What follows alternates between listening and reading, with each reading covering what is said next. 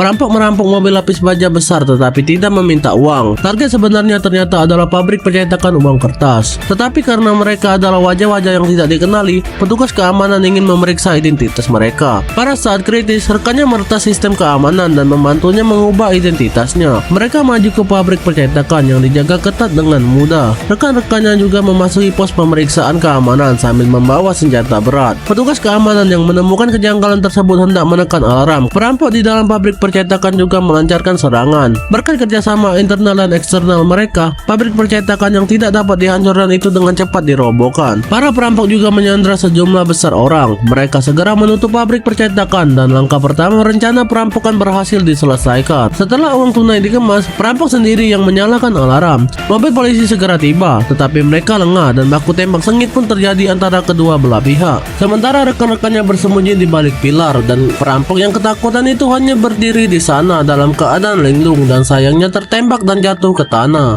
Mereka tidak punya pilihan selain menggunakan bom asap untuk mundur kembali ke percetakan dan menutup pintu. Berita perampokan percetakan itu langsung menyedot perhatian besar pemerintah. Agar tidak menjadi bahan tertawaan internasional, para petinggi segera membentuk tim serangan balik. Mereka menyuruh semua sandera berganti pakaian yang sama dengan mereka. Tak lama kemudian ahli negosiasi itu menelpon. Namun panggilan tersebut dialihkan oleh perampok di tempat percetakan kepada profesor yang berada di belakang layar. Profesor tersebut menggunakan pengubah suara selama panggilan dan mereka tidak dapat mengidentifikasi identitasnya.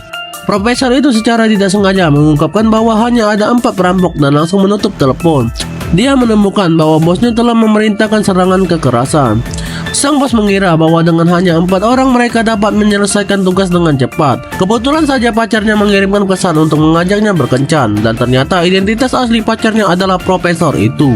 Dan itu juga merupakan bagian penting dari rencana profesor itu. Profesor tersebut telah memberitahu rekan-rekannya untuk bersiap dan para perampok telah membawa para sandera pergi. Putri Duta Besar Amerika yang turut menjadi sandera dalam siaran langsung mengatakan ada sejumlah besar sandera yang bercampur dengan para perampok dan mustahil untuk membedakan mereka. Pasukan khusus terpaksa mundur dan memanggil kembali para ahli negosiasi. Ini adalah langkah ketiga dari rencana profesor tersebut. Mereka akan menggunakan waktu negosiasi untuk mencetak $4 triliun yang tidak dapat dilacak.